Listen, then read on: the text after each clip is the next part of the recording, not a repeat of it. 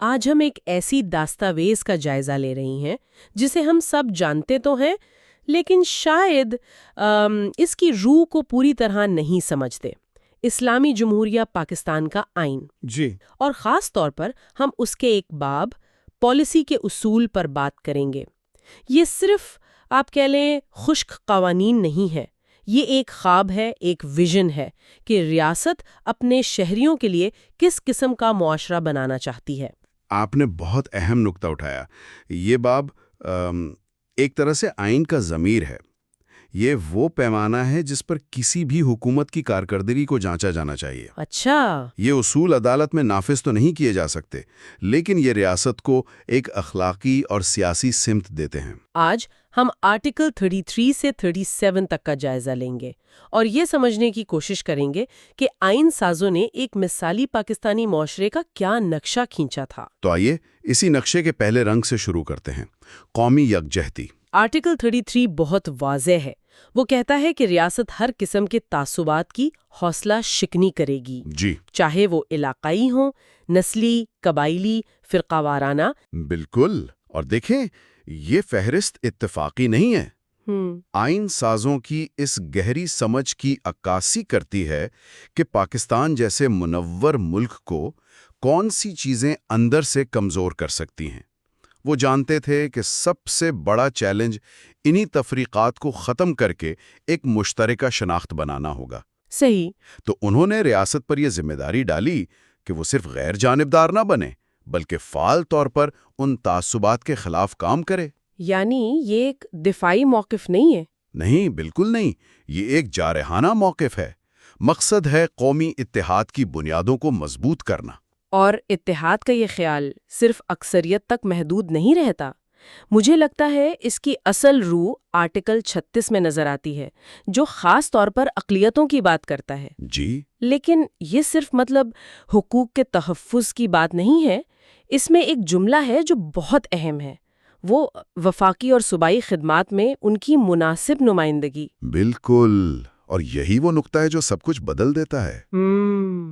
آئین صرف یہ نہیں کہہ رہا کہ اقلیتوں کو تنگ نہ کیا جائے، وہ کہہ رہا ہے کہ انہیں نظام کا حصہ بنایا جائے۔ حصہ بنایا جائے۔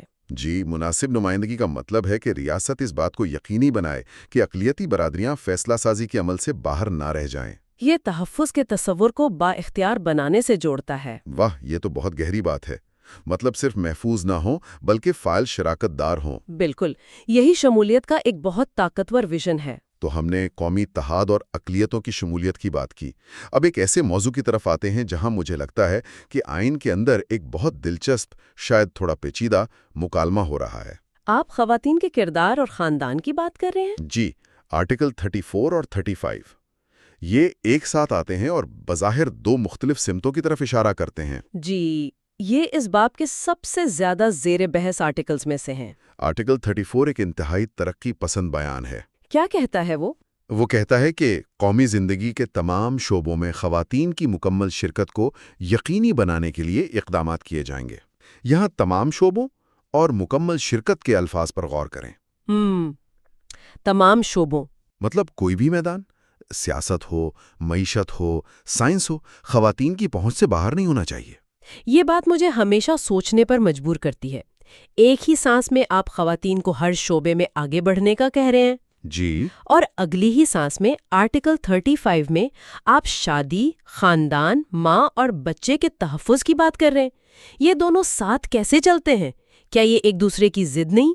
یہ ایک بہترین سوال ہے اور اس کا جواب ہاں یا نہ میں نہیں ہے۔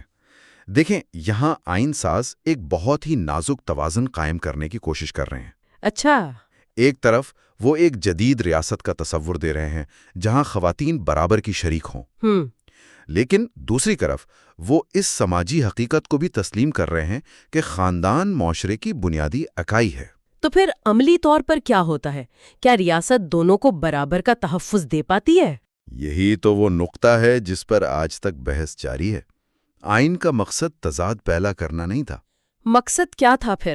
مقصد ایک ایسا جامع معاشرہ تشکیل دینا تھا جہاں خواتین اپنے پیشہ ورانہ عزائم اور خاندانی ذمہ داریوں کے درمیان انتخاب کرنے پر مجبور نہ ہوں۔ لیکن اس خواب کو حقیقت میں بدلنا ریاست کے لیے سب سے بڑا چیلنج ہے۔ یعنی ریاست کو ایسے حالات پیدا کرنے ہوں گے جہاں کام کرنے والی خاتون کو ماں بننے پر سزا نہ ملے، بالکل، اور ماں کو اپنا کیریئر قربان نہ کرنا پڑے۔ یہ ذمہ داری تو بہت بڑی ہے۔ بہت بڑی۔ اس کے لیے صرف قانون بنانا کافی نہیں، بلکہ ایک پورا سماجی اور معاشی ڈھانچہ بنانا پڑتا ہے جو دونوں کرداروں کو سپورٹ کرے۔ ٹھیک ہے، تو ہم نے اتحاد، شمولیت اور خواتین کے کردار پر بات کی، لیکن ایک منصفانہ معاشرہ صرف نظریات سے نہیں بنتا، اسے اپنے شہریوں کو سماجی اور معاشی انصاف بھی دینا ہوتا ہے۔ جی، اور یہاں آرٹیکل 37 کا کردار بہت اہم ہو جاتا ہے۔ یہ تو ایک مکمل فلاحی ریاست کا منشور لگتا ہے۔ بلا شبہ آرٹیکل 37 اس باب کی عملی روح ہے۔ یہ ان تمام وعدوں کی فہرست ہے جو ریاست اپنے شہریوں سے کرتی ہے۔ اور شروعات تعلیم سے ہوتی ہے۔ جی، جو سماجی ترقی کی کنجی ہے۔ اس میں 3 سطح کا ایک جامع منصوبہ ہے۔ پہلا، الف کہتا ہے کہ پسماندہ طبقات یا علاقوں کے تعلیمی اور معاشی مفادات کا خاص خیال رکھا جائے۔ یہ برابری سے ایک قدم آگے بڑھ کر انصاف یعنی ایکوٹی کی بات ہے۔ بالکل، یہ تسلیم کرتا ہے کہ کچھ لوگوں کو دوڑ شروع کرنے کے لیے دوسروں سے زیادہ مدد کی ضرورت ہے۔ اور دوسرا قدم با، ناخواندگی کا خاتمہ اور کم سے کم ممکنہ مدت کے اندر مفت اور لازمی ثانوی تعلیم۔ مفت اور لازمی، یہ ایک بہت بڑا ہدف ہے۔ بہت بڑا۔ اور پھر تیسرا قدم جی، جو تکنیکی اور پیشہ ورانہ تعلیم کو عام کرنے اور اعلیٰ تعلیم کو میرٹ کی بنیاد پر سب کے لیے یکساں طور پر قابل رسائی بنانے کی بات کرتا ہے۔ تو ان تینوں کو ملا کر دیکھیں تو ایک مکمل تعلیمی ڈھانچہ بنتا ہے۔ جی، ایک ایسا نظام جو ہر شہری کو اس کی صلاحیتوں کے مطابق آگے بڑھنے کا موقع دے۔ تعلیم کے فوراً بعد یہ آرٹیکل انصاف کی بات کرتا ہے۔ شکدال، سستا اور فوری انصاف۔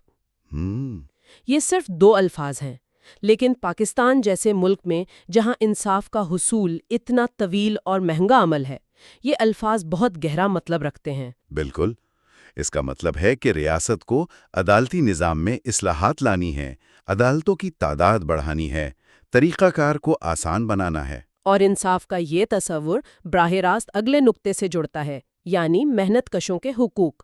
جی، شک ہا کام کے منصفانہ اور انسانی حالات کی بات کرتی ہے۔ یعنی صرف روزگار نہیں بلکہ باوقار روزگار۔ درست۔ اور یہاں یہ دوبارہ خواتین اور بچوں کے تحفظ پر زور دیتا ہے۔ ہاں، اس میں خاص طور پہ کہا گیا ہے کہ بچوں اور خواتین کو ان کی عمر یا جنس کے لیے غیر موزوں پیشوں میں ملازم نہ رکھا جائے۔ جی، اور ملازمت پیشہ خواتین کے لیے زچگی کے فوائد کو یقینی بنایا جائے۔ اور دیکھیں یہ کیسے پچھلی بحث سے جڑتا ہے۔ یہ تو سیدھا آرٹیکل 34 اور 35 کے ویژن کا عملی اطلاق ہے۔ آپ نے بالکل صحیح جوڑا۔ یہ اس بات کی دلیل ہے کہ آئین کے یہ اصول الگ الگ کھانے نہیں ہیں، یہ سب ایک دوسرے سے جڑے ہوئے ہیں۔ اچھا۔ جب آرٹیکل 34 کہتا ہے کہ خواتین قومی زندگی میں حصہ لیں، تو آرٹیکل 37 اس بات کو یقینی بناتا ہے کہ جب وہ کام کی جگہ پر آئیں تو ریاست ان کی مخصوص ضروریات کا خیال رکھے۔ تو زچگی کی چھٹی صرف ایک چھٹی نہیں ہے۔ نہیں، یہ اس بات کا اعتراف ہے کہ عورت کا معاشی اور سماجی کردار ایک دوسرے سے جڑا ہوا ہے۔ یہ اس توازن کو قائم کرنے کی ایک عملی کوشش ہے۔ تو یہ تمام نکات، تعلیم، انصاف، محنت کشوں کے حقوق، یہ سب ریاست کو ایک فعال مداخلت کرنے والے کردار میں دکھاتے ہیں۔ یہی فلاحی ریاست کا تصور ہے۔ آئین کا یہ باب لیسے فیر یا عدم مداخلت کی معاشی پالیسی کو مسترد کرتا ہے۔ مطلب ریاست صرف تماشا نہیں دیکھ سکتی۔ نہیں، وہ کہتا ہے کہ ریاست کی ذمہ داری صرف سرحدوں کی حفاظت کرنا نہیں، بلکہ اپنے شہریوں کی سماجی اور معاشی فلاح و بہبود کو یقینی بنانا بھی ہے۔ لیکن آرٹیکل 37 صرف یہ نہیں بتاتا کہ ریاست کو کیا کرنا ہے، یہ بھی بتاتا ہے کہ اسے کیا روکنا ہے۔ جی، اس کا آخری حصہ معاشرے کی اخلاقی سمت کا تعین کرتا ہے۔ بالکل۔ شک، زا، جسم فروشی، جوا، نقصان دہ منشیات کے استعمال اور فاحش لٹریچر اور اشتہارات کی روک تھام کا ذکر کرتی ہے۔ یہ حصہ ان اخلاقی حدود کی وضاحت کرتا ہے جن کو قائم رکھنا ریاست کی ذمہ داری سمجھا گیا ہے۔ اور پھر شراب نوشی سے متعلق شک 37 آتی ہے، جو ہمیشہ دلچسپی کا باعث بنتی ہے۔ اس میں مکمل پابندی کی بات نہیں ہے۔ نہیں، یہاں کی باریکی بہت اہم ہے۔ یہ آئین کے اندرونی توازن کی ایک اور مثال ہے۔ وہ کیسے؟ ایک طرف یہ ایک عمومی اخلاقی اصول قائم کر رہا ہے، لیکن دوسری طرف یہ اقلیتی برادریوں کے حقوق اور مذہبی آزادی کا احترام بھی کر رہا ہے۔ اچھا، دو استثناء کے ساتھ، طبی مقاصد کے لیے اور غیر مسلموں کے معاملے میں مذہبی مقاصد کے لیے۔ جی، یہ شک براہ راست آرٹیکل 36 کی روح سے منسلک ہے، جو اقلیتوں کے حقوق کے تحفظ کی بات کرتا ہے۔ یہ ظاہر کرتا ہے کہ آئین ایک یکساں اخلاقی ضابطہ سب پر مسلط کرنے کی کوشش نہیں کرتا۔ اور پھر آرٹیکل 37 کا بالکل آخری نقطہ آئے آتا ہے، یہ خود طرز حکمرانی کے بارے میں ہے۔ جی، جو اکثر نظروں سے اوجھل رہ جاتا ہے۔ لیکن شاید یہ سب سے اہم ہے، یہ ریاست کو حکومتی انتظامیہ کو غیر مرکزی بنانے کا حکم دیتا ہے۔ یہ ایک انقلابی اصول ہے، ڈی سینٹرلائزیشن، اختیارات کو مرکز سے لے کر مقامی سطح پر منتقل کرنا۔ اور اس کا مقصد کیا ہے؟ آئین خود بتاتا ہے، تاکہ عوام کی سہولت اور ضروریات کو پورا کرنے کے لیے کاروبار کو تیزی سے نمٹایا جا سکے۔ یعنی حکومت کو عام آدمی کے لیے زیادہ مؤثر اور قابل رسائی بنانا۔ بالکل، ریاست کو ان لوگوں کے قریب لانا جن کی وہ خدمت کرتی ہے۔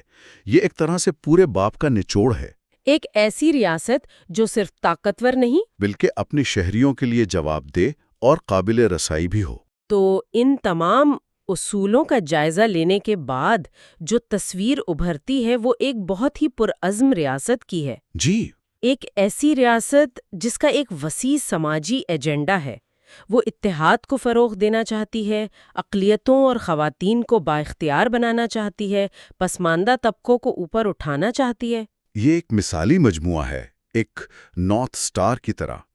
یہ وہ خواہشات ہیں جو ریاست کے ہر قانون اور ہر پالیسی کی رہنمائی کرتی ہیں۔ تو یہ ایک پیمانہ ہے جس پر حکومت کی کارکردگی کو پرکھا جا سکتا ہے۔ بالکل، اور اگرچہ یہ اصول عدالت میں براہ راست قابل نفاذ نہیں ہے، لیکن یہ ریاست کے کردار اور اس کی ذمہ داریوں کے بارے میں ایک واضح پیغام دیتے ہیں۔